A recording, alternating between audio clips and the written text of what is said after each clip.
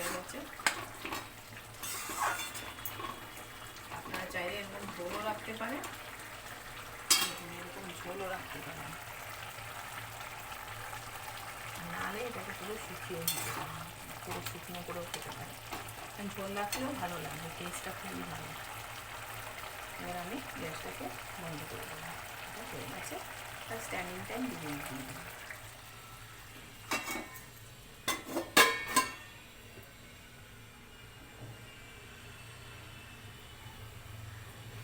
আপনারা এটা অতি অবশ্যই বানাবেন, বানিয়ে দেখবেন কেমন হয়।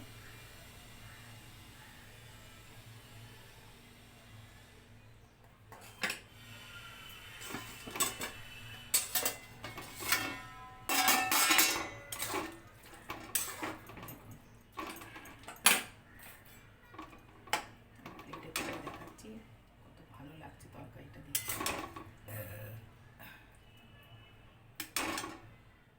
এই দেখুন,